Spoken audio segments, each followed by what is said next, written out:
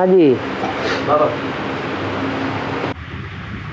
राधा कृष्ण की जन्म है राधा कृष्ण की जन्म ब्रह्मा सरस्वती की स्थूल जन्म हाँ। वासुदेव के बीच 8 के बीच में होता है। 8 के बीच में ब्रह्मा का जन्म 8 के बीच में होता है। तो आप संगम में यदि लक्ष्मी नारायण तो सच्ची लक्ष्मी जो है ब्रह्मा सरस्वती उनको स्थूल जन्म देता है ना। हाँ जी, स्थूल जन्म देता है ना, माना वाइब्रेशन की पावर से। हाँ जी। उस समय 8 ही रहेगा ना, उसका जन्म 8 के बीच में होगा ना, अष्टदेव के बीच में। हाँ हाँ, परिवार वालों के बीच में ही पहले जन्म पता चलता है। मैंने खास एक मुझे तो बोला खास 8 अष्टदेव के बीच में होगा। जो परिवार के भांति हैं उनको ही पहले बच्चे का जन्म का पता चलता है। हाँ, कितनी आत्माओं के बीच उनका जन्म होता है।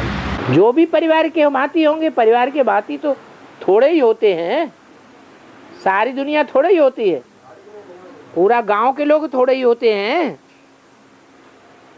और माना निश्चित कितना संख्या की बात एक मुरली में बोला है 8 के बीच में। हाँ, तो मुरली में बोला है तो उसको क्रॉस कैसे करेंगे। तो मतलब ये 8 के बीच का माना तो 8 अष्टदेव सूर्यवंश और वहां से जो विजय माना से 8 होना है, मतलब जरूर 16 आत्मा के बीच में होना है ना। पहले नजदीक का मनन चिंतन मंथन करना है या दूर सतयुग का करना है।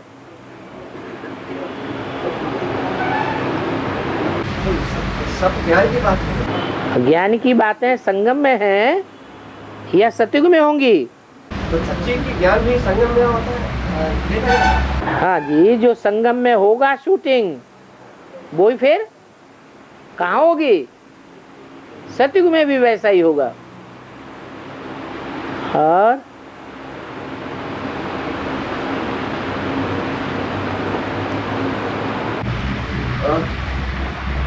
बाप सर्वशक्तिवान है, माया भी सर्वशक्तिवान है। जब सर्वशक्तिवान की बात आता है, माया थक गई है, ये बात आई ना, माया थक गई है और प्रकृति से हाथ मिला है और बहुत फोर्स से आता है। तो लेकिन सर्वशक्तिवान की बात आता है, थक होने की जरूरत क्या है, मतलब क्या है। बाप कभी तक नहीं होते क्योंकि बाप सर्वशक्तिवान है, ऐसा माया भी सर्वशक्तिवान है। बाप दो हैं, बेहद का बाप आत्माओं का और बेहद का बाप मनुष्यों का। कौन थकता है और कौन नहीं थकता है। आत्मा नहीं थकता है। जो आत्माओं का बाप है वो नहीं थकता है और जो मनुष्यों का बाप है वो थकता है। तो लड़ाई किसके बीच में है। तो थकने वाले के बीच में होती है। थकने वाले के बीच में लड़ाई है। माया भी थकने वाली है तो मनुष्य सृष्टि का बाप भी थकने वाला है, परंतु उसमें सुप्रीम सोल तक प्रवेश है, सदैव आत्म की स्थिति वाला, इसलिए अंतर पड़ जाता है। माया में तो प्रवेश नहीं है, मनुष्य सृष्टि के बाप में प्रवेश है। तो आखिरी अंत तक ताकत किसको मिलेगी, उसी को ताकत मिलती है। इसलिए कहा गया कि माया थक चुकी है, लड़ते लड़ते आखिरी तुम बच्चों की विजय हो ही जाएगी। तो थकेगी तब विजय होगी या पहले ही हो जाएगी। कोई का आखिरी पहले होता है, कोई का आखिरी बाद में होगा। नंबर वार ने रिजल्ट निकलते जाते हैं। बाबा हाँ, निराकार और साकार मिलकर ही बाबा कहते हैं। हैं? निराकार और साकार की भेद को ही बाबा कहते हैं। हाँ जी। कई बार बोला है बाबा। हाँ जी। अब शिव बाबा के हाथ में से पाप कट जाती है। हैं? पाप सारे पाप जो 63 जन्म में जो पाप है वो सब कट जाती है। हाँ। बस होते हैं। लेकिन तो शिव बाबा का अक्षर तो मीठा है, उसको बोला है बाबा ने। है? शिव बाबा की अक्षर मीठा है, भले शिव बाबा की शब्द जो है अक्षर शिव बाबा, हाँ। वो अक्षर बहुत मीठा है, हाँ। ये भी बोला है। हाँ। लेकिन कई बार बाबा ने बोलती है ये बाप हिम्मत दे बच्चे मदद दे बाप। बाबा नहीं बोला, कभी नहीं बोला हिम्मत दे बच्चे मदद दे बाप। मदद भी साकार द्वारा ही होना है। मदद जो है हाँ। बिंदी थोड़ा ही फुदक फुदक के मदद करेगी। क्या बाबा? बिंदी फुदक फुदक के मदद करेगी क्या, कि कोई साकार तन के द्वारा करेगी? अब तब बाबा कह रहे हैं ना, तो बाप कहते हैं हिम्मत दे बच्चे मदद दे बाप। और हाँ। मदद भी साकार द्वारा ही होती है। हाँ। बिना साकार कुछ नहीं करता है। हाँ। तो इसलिए बाप को ऐसे बोलते हैं ना, बाप हिम्मत दे बच्चे मदद दे बाप। और अपने का आत्मा समझकर बाप को याद करो। बाप भी साकार द्वारा ही याद करना है ना। अपने को आत्मा समझ बाबा को याद करो। बाप को याद करो, वो भी कई बार आएगा होगा। बाप को याद करो, वो मनुष्य सृष्टि का बाप भी है। मनुष्य सृष्टि का बाप को याद करो, वो भी बाप है। हाँ। तो तब तो बाबा की मतलब बाप बुलाने में क्या क्या रंग है इसमें? यही राज है कि निराकार भी याद आए और साकार भी याद आए। बाप में दोनों आता है ना बाबा। बाप जो मनुष्य सृष्टि का बाप है, वो बाप बेहद का बाप ही तब है जब उसमें सुप्रीम सोल प्रवेश है। अगर प्रवेश न हो वो बाप है। तो किसी को पता भी न चले कि वो बेहद का बाप है। और मेरा विचार यही है बाबा, तो इस साकार से मना तो इस सृष्टि में सदा का शिव बाबा ने बोला सचित बेटा में तो जैसा यथा राजा तथा प्रजा होती है। लेकिन द्वापर में जिस साकार बाप से जिस संबंध में जो आत्मा इनको जास्ती प्यार अनुभव होती है, वो उस संबंध में बुलाने के लिए दिल कहती है ना। तो बाप बाप ऐसे मन कहते हैं ना, बाप है हमारा बाप।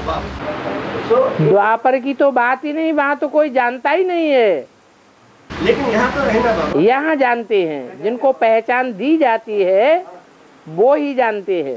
तो वो वहाँ रिफ्लेक्ट होता है ना बाबा। द्वापर युग में तो कोई जानते ही नहीं, पहचान देने वाला है ही नहीं।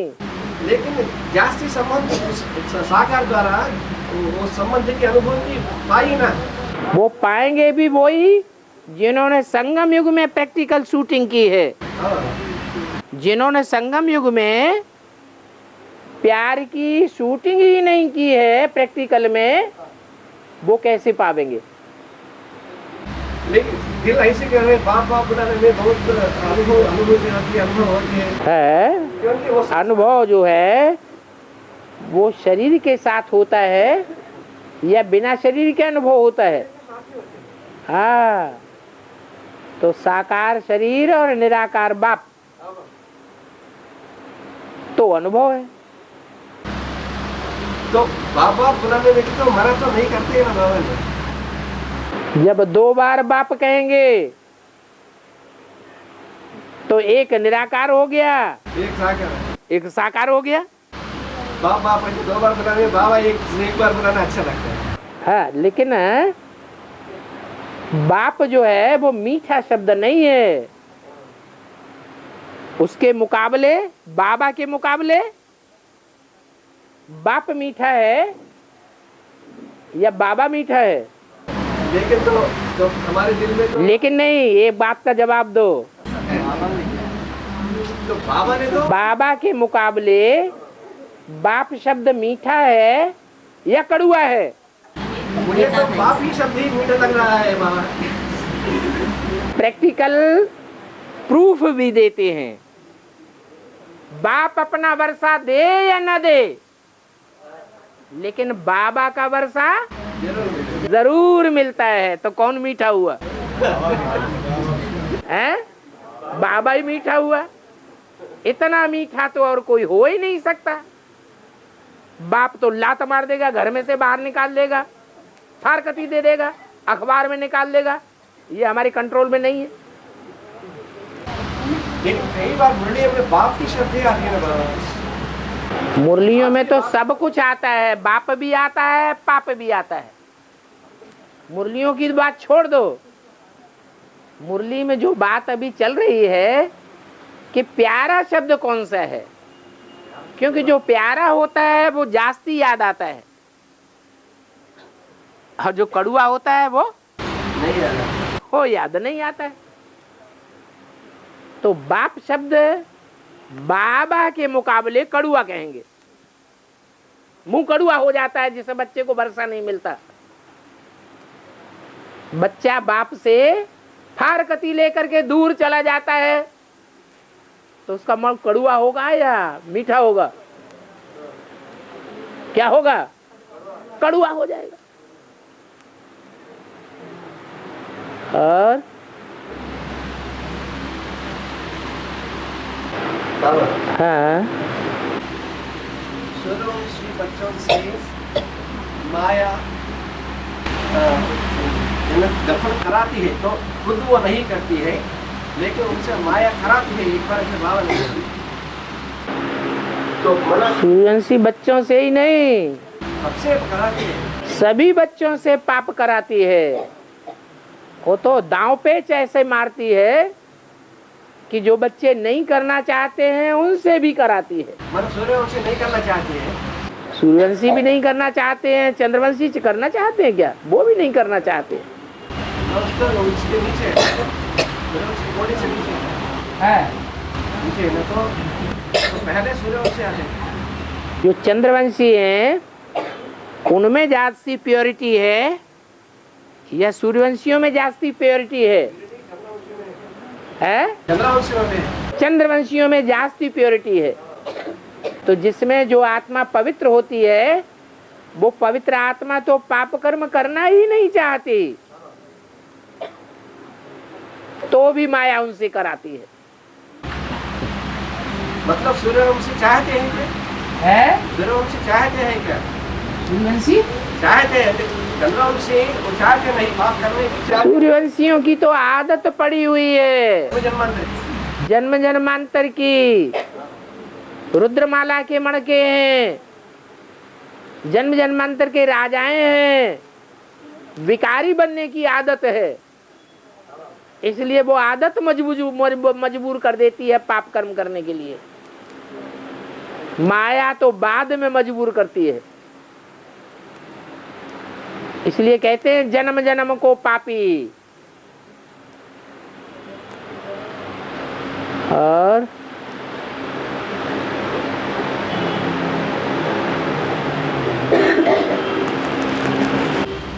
गांधी मना है, इससे गंध आती है, मना काम के आधार पर नाम है। तो ये बेहद की दुनिया में मना ब्राह्मणों की दुनिया में गांधी जो ब्रह्मा आत्मा है, इससे कौन सी गंध निकल रहा है? बाप को नहीं जानते। सबसे बड़ी गंध तो ये है। तुम बच्चों में विशेषता क्या है? बाप को पहचान, तुम बाप को पहचानते हो और वो नहीं पहचान। वो बाप को नहीं जानते, तो थोड़ी गंध है क्या? गंध का मतलब तो वो तो दूसरी तरफ ये सबसे बड़ा गुण है तुम बच्चों का।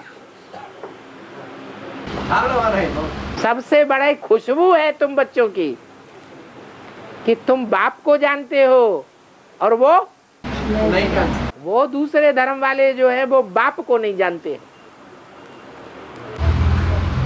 लेकिन बाबा एक तरफ गुणों की गंध है ना, उसमें आपकी गंध है ना, मतलब धारणा वाला है। ब्रह्मा वाली आपका तो धारणा वाली है, गंध है धारणा। सहन शक्ति की जो धारणा है ब्रह्मा में, जिस धारणा से स्थापना होती है नई दुनिया की, नई दुनिया का संगठन बनता है, वो धारणा पिछले 63 जन्मों में क्यों नहीं करके दिखा दी? उस आत्मा में सहन शक्ति की धारणा है, क्योंकि चंद्रवंशी आत्मा है, स्वयं चंद्रमा है, तो पूर्व जन्मों में भी वो धारणा दिखाई पड़नी चाहिए, क्यों नहीं दिखा दी? सुप्रीम सोल ने बात बजाई। हाँ जी, बच्चे अपने ऊपर ले लेते हैं।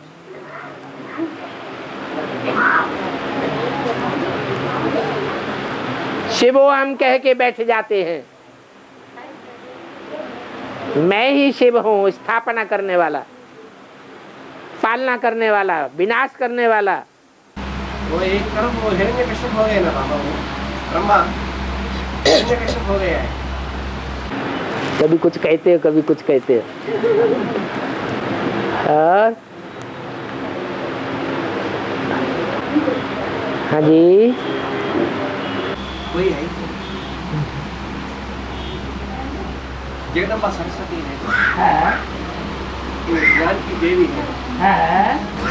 ज्ञान में उनको कोई क्रॉस नहीं कर सकते। ज्ञान में जगदम्बा सरस्वती है। वाचा के आधार पर ज्ञान में जगदम्बा को कोई क्रॉस नहीं कर सकता। तो इसलिए उनको ज्ञान देवी, ज्ञान की देवी का महिमा है, मन गाय नाम है जगदम्बा सरस्वती। हाँ, और जो वो तो ज्ञान में कहने में वो ठीक है जगदम्बा सरस्वती, और याद में सबसे बड़ी ठीक है, मतलब बाप के बाद जो दूसरी नंबर है अष्टदेव के काशी, जिसमें याद की तेज ज्यादा है, उसको बाबा ने योगी ने कहा है ना। हाँ जी, तो ये जगदम्बा सरस्वती ज्ञान में ठीक है, वो काशी माना जो अनसुईया जिसको बाबा ने बैठ दिया है, वो याद में ठीक है। याद माने क्या होता है?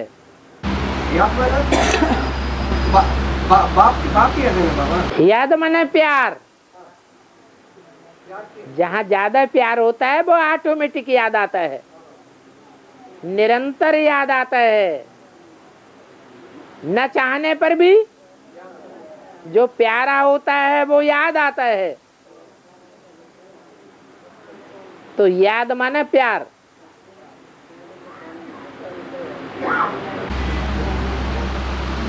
तो ज्ञान में वो ठीक है, याद में ये ठीक है। हाँ जी, ज्यादा ताकतवर माल कौन सा है?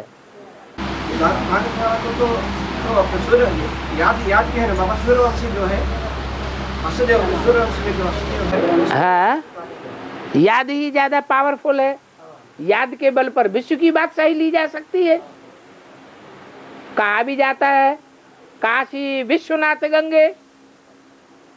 जब काशी का नाम आएगा तो साथ में विश्वनाथ का भी नाम आएगा। ये याद की शक्ति से ही जुड़े हुए हैं।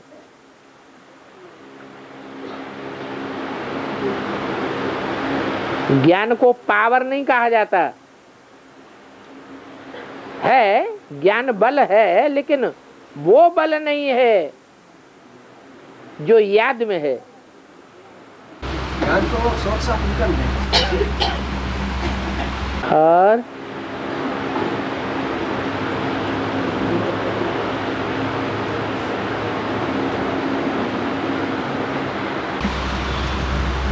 चढ़ती कला तेरे खाने सर्व का बनाए, ये बात आती है।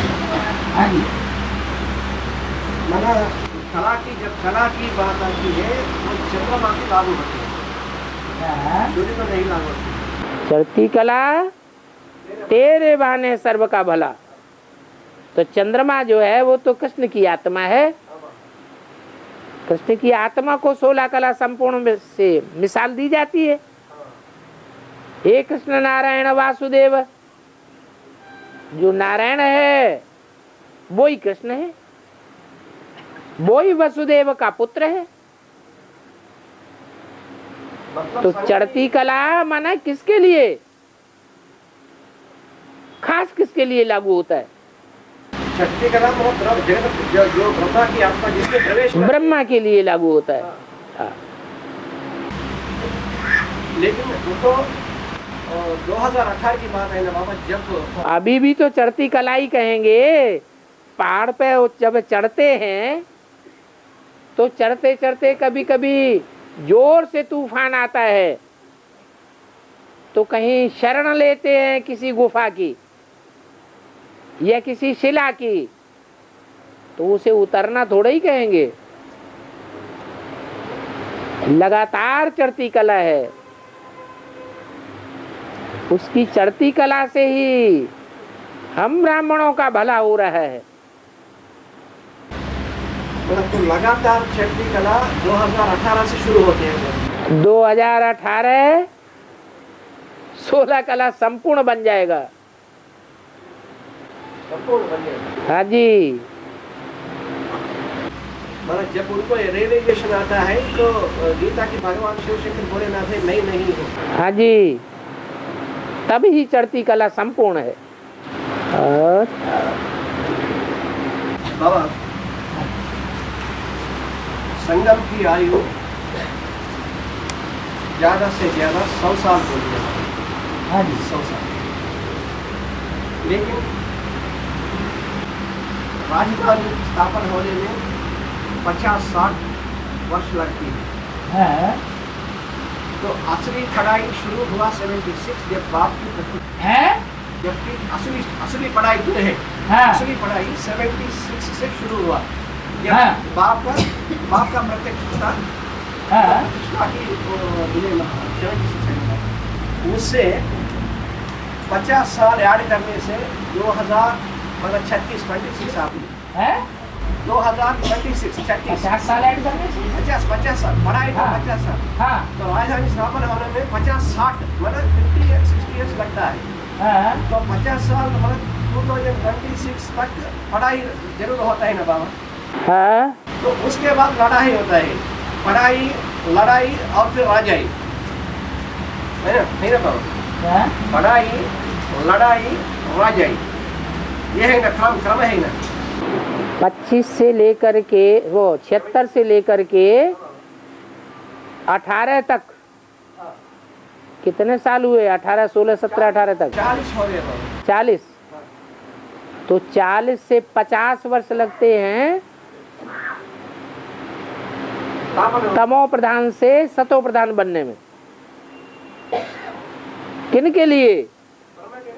नहीं, ब्रह्मा तो 16 से 18 के बीच में ही बन जाता।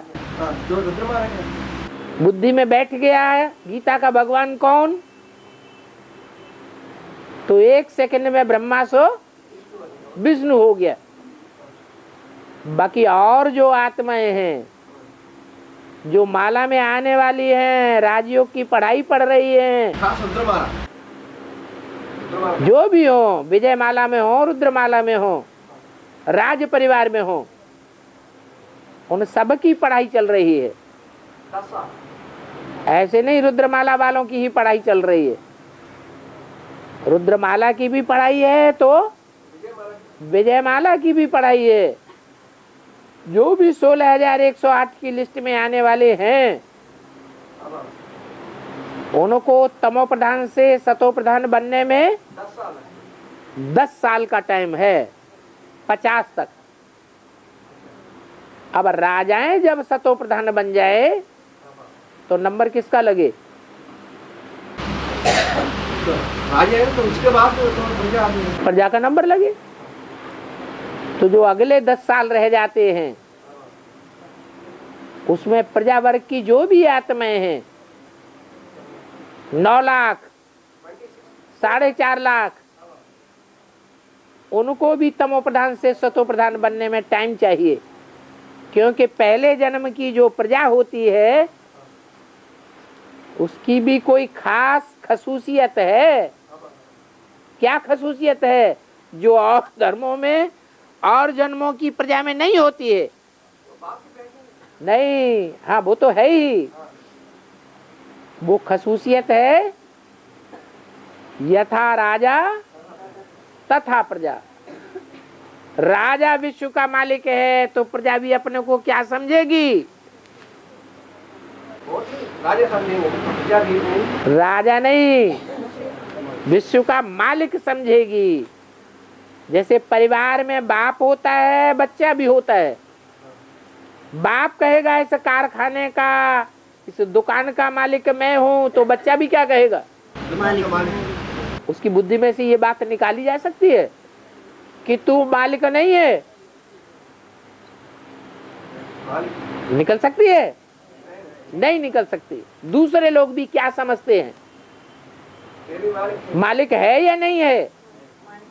सबकी बुद्धि में बैठता है कि ये मालिक है। ऐसा प्यार बाप का बच्चे के प्रति होता है जैसा पहले जन्म का प्यार है प्रजा के प्रति, राजा का वो प्यार अंतिम जन्म में आज देखने में नहीं आता है। राजाओं का जो कुर्सी पे बैठे हुए हैं वो अपनी जेबें भर रहे हैं और प्रजा गरीब से गरीब बनती जा रही है, वो साहूकार बनते जा रहे हैं। तो नहीं कहेंगे यथा राजा तथा प्रजा। तो पहले स्थिति की उद्धार होने से बाद ही पहले रुद्रमाला की और विजयमाला की उद्धार होती। 4.5 लाख में सारा विश्व समाया हुआ है, बीज में सारा वृक्ष समाया हुआ है। वो 9 लाख बीज हैं।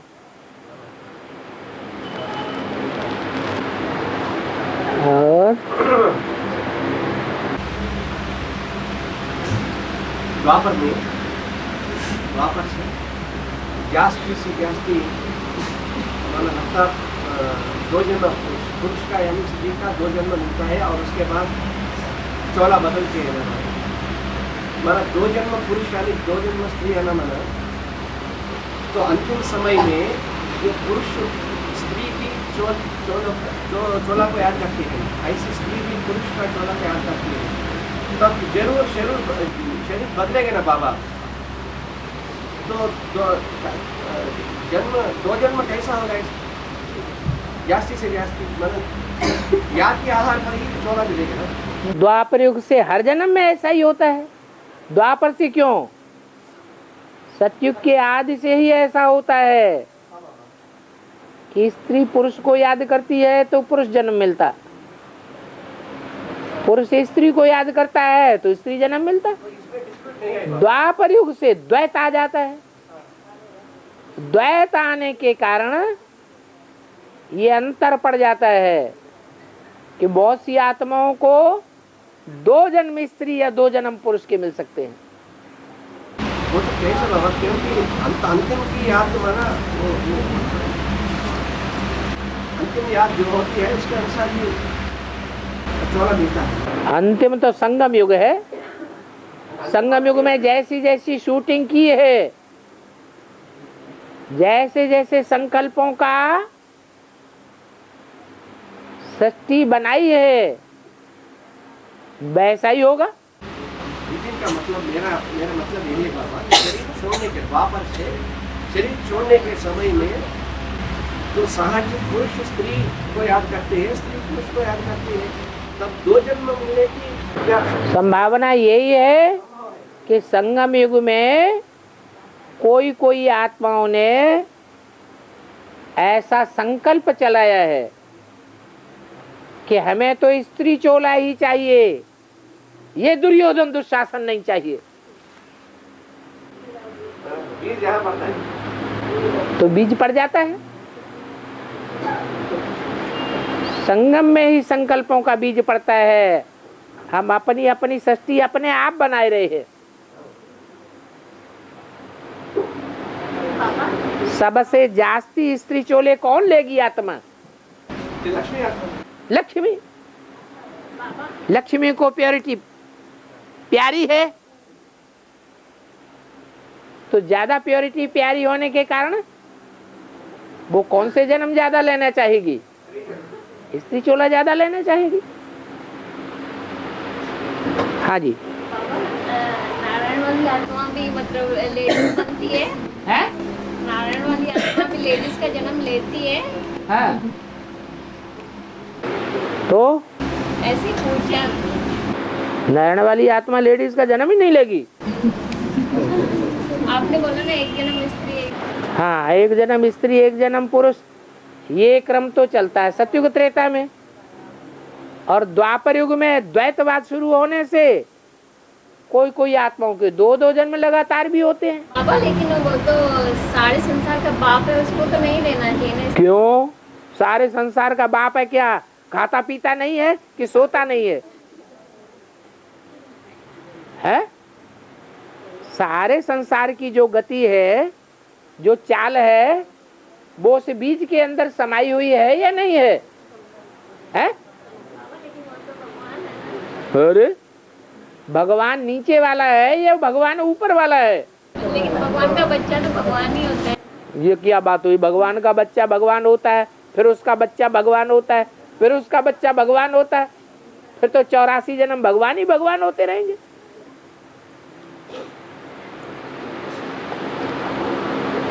भगवान एक होता है या दो होते हैं या अनेक होते हैं? भगवान तो एक ही होगा।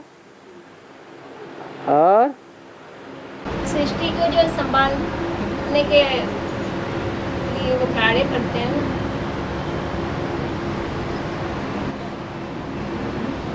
हाँ जी बाबा, हाँ, जो सूर्यवंश में जो 12 महीने 12 अष्टदेव और नष्टदेव जो 4 आत्मा है, हाँ, उसको माना क्रम में सनातन देवी देवता धर्म की बीज है बाप और इस्लाम धर्म की बीज है भारत, माना नष्टदेव में एक है। और क्रिश्चियन तो बौद्ध धर्म की तो लक्ष्मण हो गया और क्रिश्चियन धर्म तो शत्रुघ्न हो गया। हाँ जी। वो उसके बाद इस्लाम की ही 12 ग्रुप होती है ना बाबा। हाँ, इस्लाम की बीज, वो बीज में ये बीज में क्या अंतर है? ये बीज है सूर्यवंशी टोटल अष्टदेव में से, और वो बीज है वो टोटल इस्लामी है। मतलब उसको सूक्ष्म बीज कह सकते हैं बाबा? नहीं, सूक्ष्म बीज तो ऊपर से ही आता है।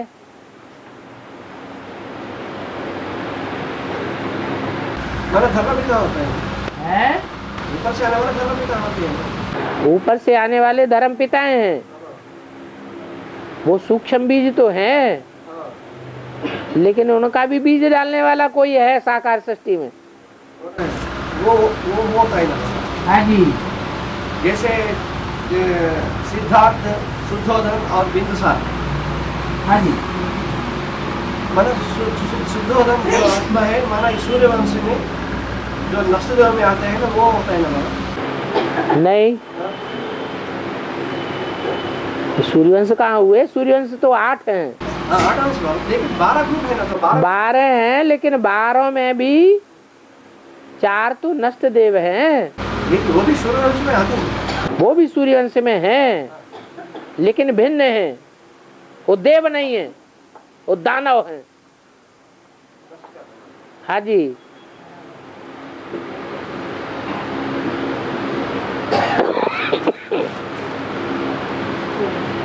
एक गुरु ने कहा है बाबा, हाँ, जितना जितना हम याद करेंगे उतना उतना हम पावन बनेंगे। मतलब है? जितना जितना हम बाबा को याद करेंगे उतना उतना पावन बनेंगे, उतना पावन बनेंगे, हाँ। पावन बनेंगे। वो तो कई बार बोलते हैं, लेकिन खास ये बोला है योग की स्नान समझना है, लेकिन ज्ञान की स्नान नहीं समझना है। योग का स्नान समझना है। ये बात है बाबा, 3 दिन के पहले ये कह सकते हैं। जो भी कैसेट है, जो भी मुरली है, जो भी बाबा की वाणी है, 2 बातें नहीं बोलती है। एक बात बोलेगी या 2 बातें बोलेगी? एक ही बात, लेकिन तो मुरली में बोला है ज्ञान को जल। हाँ बाबा, स्नान जल से किया जाता है या भोजन से किया जाता है? भोजन से नहीं, वो तो भोजन से ताकत मिलती है, लेकिन जल से भोजन पचाया जाता है। लेकिन बाबा तो ये बीसीडी का नंबर 1262 है। वो जो गलतियां हुई हैं वो मनुष्यों से छापने की गलतियां हो सकती है, उनके मति भ्रम की गलतियां हो सकती हैं, लेकिन जहाँ 20 बार एक ही बात बाबा ने बोली है वो मानेंगे, या एक आध बार उल्टी बात आ गई वो पकड़ लेंगे। इसलिए बाबा कई बात तो ज्ञान तो जब कहा है, योग तो आदमी कहा है बाबा। योग है खाना, भोजन। भोजन से शक्ति मिलती है और उसको पचाने का साधन है जल। ये ज्ञान जल जो है भोजन को पचाने का साधन है, नहीं तो गर्मी चढ़ जाएगी पानी नहीं पिएंगे तो। लेकिन तो ये बीसीडी में है जिससे जैसे विदेशियों को गर्मी चढ़ जाती है,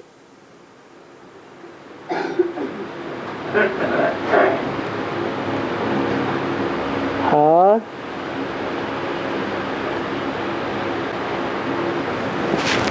हाँ जी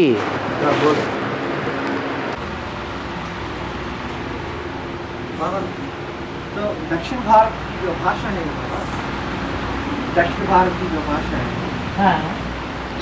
उनको विदेशी भाषा कहते हैं, क्योंकि बाप की भाषा है हिंदी। बाप की भाषा है तो हिंदी है ना बाबा। तो दक्षिण भारत में जो भाषा अच्छा, पंजाबी को विदेशी भाषा कहेंगे या स्वदेशी भाषा कहेंगे? पंजाबी माना वो तो भी विदेश होते हैं बाबा, बिना हिंदी सब विदेश की भाषा होते हैं। पंजाबी स्वदेशी है या विदेशी है? ज्ञान के लोग को तो पंजाबी को स्वदेशी होता है ना। पंजाबी माना स्वदेशी है ना, माना वो सिख लोग हैं जो सनातन धर्म की जो साहेब देने वाले हैं, तो उस हिसाब से वो स्वदेशी इसमें हिंदी बोलते हैं ना।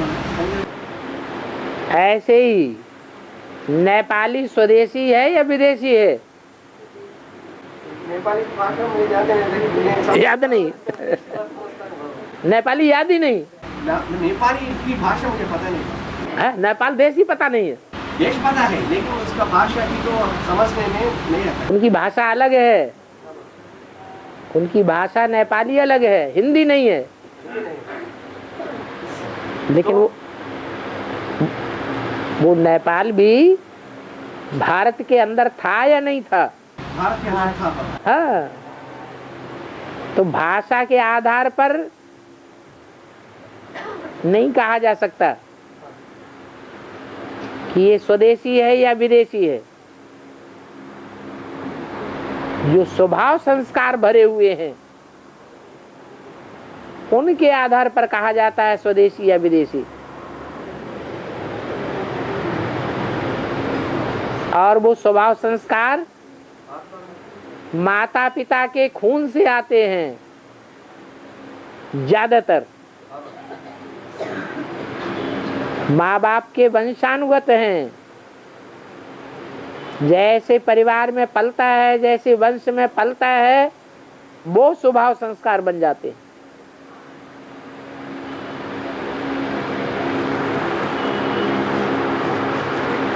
एक विदेशी भी, विदेशी भाषा जानने वाला भी स्वदेशी लोगों के मुकाबले अच्छी हिंदी बोल के दिखाता है।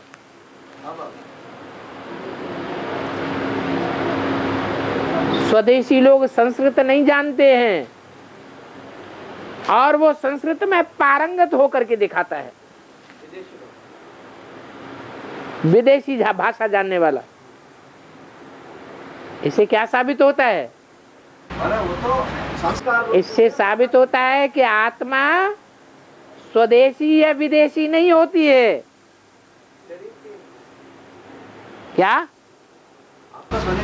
कोई भी आत्मा स्वदेशी नहीं है, कोई भी आत्मा विदेशी नहीं है, क्योंकि आत्मा ने पता नहीं, जिसको आज हम विदेशी कहते हैं, दक्षिण भारत का कहते हैं, पता नहीं पूर्व जन्म सारे उन्होंने उत्तर भारत में लिए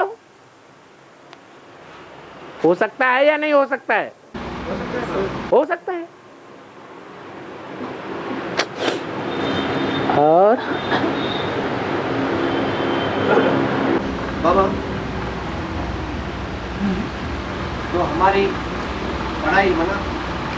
मुरली और आदित्यवाणी।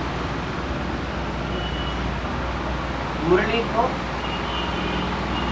मैं कंटिन्यू कर पाऊँ? है? हाँ बोलो। मुरली को हाँ पोइट्री कहा है, पोइट्री। पोइट्री। हाँ जी। और आदित्यवाणी जो ब्रह्म मुख से आती है तो उसको प्रोज कहा। हाँ जी। दोनों में ऐसी कैटेगराइज हमारा डिवाइड करने में क्या उससे क्या कोई मतलब है? ज्यादा गुह्यार्थ पोएट्री में होता है या प्रोज में होता है? बस बाबा की वाणी साधारण सुनने में ऐसे लगती है कि जैसे साधारण बात है, लेकिन जब उसके एक एक शब्द का हिज्जे हिज्जे किया जाता है तो बात में से बात निकलती है, बाल में से खाल निकलने लगता है। सारी दुनिया के रहस्य बाबा की वाणी से क्लियर होने लगते हैं। ऐसी कविता है, वो ही कविता तुलसीदास की, सूरदास की प्राइमरी स्कूल में भी पढ़ाई जाती है, बेसिक में, और वो ही कविता बीए एमए में भी पढ़ाई जाती है। क्या अंतर हो जाता है? रहस्य का अंतर हो गया। बच्चा बुद्धि रहस्य को नहीं समझता, जो सगीर बुद्धि बन जाते हैं वो उसकी गहराई को समझने लग पड़ते हैं। तो पोएट्री जो बाबा की मुरली है उसमें गुह्यात गुह्यतरम ज्ञानम भरा हुआ है। अव्यक्त वाणी में उतना ज्ञान नहीं भरा हुआ है।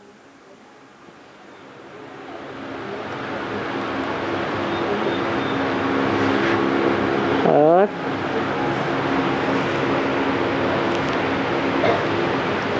ओम शांति है। लंबा चौड़ा है, छोटा सा प्रश्न हो। इस एडवांस ज्ञान में आए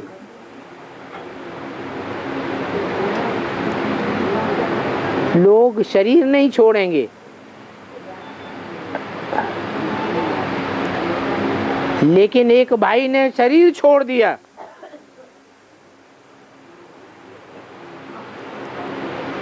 उसके परिवार वाले कह रहे हैं ऐसे कैसे हो गया। परिवार वाले भी ज्ञान ले रहे हैं? हाँ, परिवार वाले ज्ञान ले रहे हैं। वो परिवार नहीं, ज्ञान में परिवार है। बाबा का परिवार। बाबा के परिवार वाले जो कह रहे हैं उन्होंने ये बात नहीं पढ़ी बाबा की कि अगर भक्ति के संस्कार रह जाएंगे तो शरीर छोड़ना पड़ेगा। अभी ही नहीं, अंत तक भी ये ज्ञान चलेगा, ये नियम अंत तक भी चलेगा। अगर भक्ति के संस्कार रहे हुए हैं तो कोई भी एडवांस में चलने वाला, अपने को बताने वाला हो, उसको भी शरीर छोड़ना पड़ेगा। एक पॉइंट याद रहता है और दूसरा पॉइंट भूल जाता है।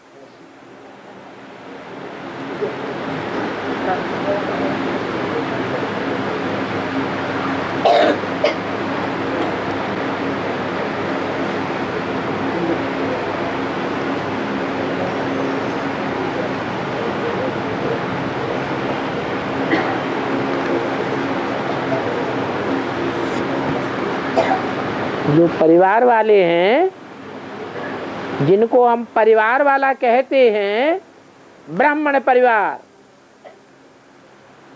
वो पक्के 100% परिवार के हैं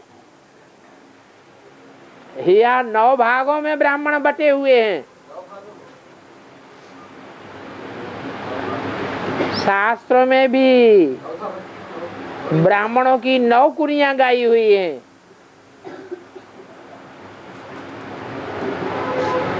जैसे 9 धर्म विशेष हैं, उन 9 धर्मों का फाउंडेशन कहाँ पड़ता है? संगम युग में, ब्राह्मण जीवन में। तो यहाँ 9 प्रकार के ब्राह्मण हैं। कोई ऊंचते ऊंचे हैं और कोई नीचते नीचे हैं। जो ऊंचते ऊंचे हैं उनकी सिर्फ 2 ही कैटेगरी है, सूर्यवंशी और चंद्रवंशी। फिर उन 2 कैटेगरीज में भी जो दूसरे नंबर की कैटेगरी है चंद्रवंशियों की, उसमें भक्ति भरी हुई है कि नहीं भरी हुई है? उनमें भी भक्ति भरी हुई है।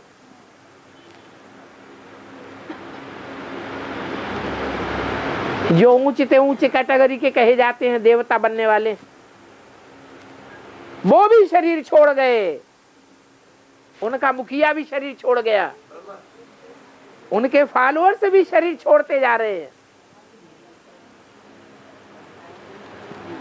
तो बाकी जो बचे और 8 कुरियों के या 7 कुरियों के, तो उनका क्या हाल होगा?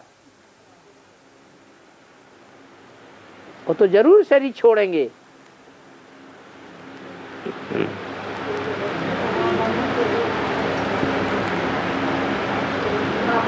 है मतलब कौन से जो सिर्फ आत्मा को याद करते रहे हैं, जो आत्मिक स्थिति में रहे वो नहीं छोड़ सकेंगे शरीर। यहाँ आत्मिक स्थिति की तो बात ही नहीं की अभी। यहाँ बात की खास भक्ति और ऐसे बताया ना, भक्ति के संस्कार जिनके अंदर रहेंगे। भक्ति के संस्कार मतलब मीनिंग, भक्ति के संस्कार माने कहना कुछ और, करना कुछ और, वो स्पष्ट दिखाई दे जाए दूसरों को। 2 बातें जैसे, तो ये भक्ति के संस्कार हैं। भगत जो होते हैं उनकी बुद्धि भागती रहती है, एक ठिकाने पक्की नहीं लगती। जैसे एक शिव बाबा ही नहीं बोले ऐसे। उनको भगत कहते हैं। आधा ज्ञान में चलेंगे, आधा नहीं चलेंगे। 2 बातें मुरली की मानेंगे, 2 बातें नहीं मानेंगे। सारी बातों को फॉलो नहीं करेंगे। कच्चे ब्राह्मण कह दो।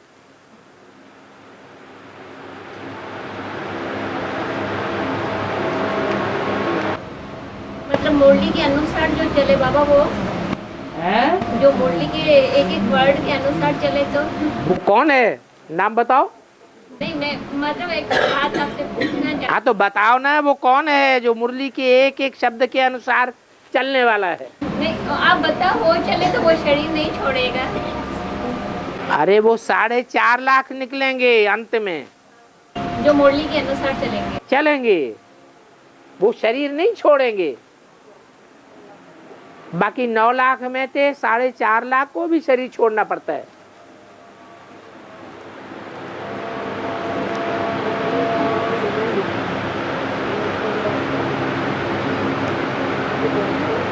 बाकी दुनिया को तो शरीर छोड़ना ही छोड़ना है।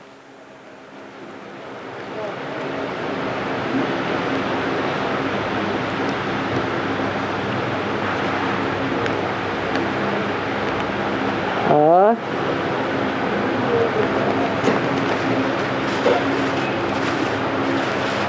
ओम शांति।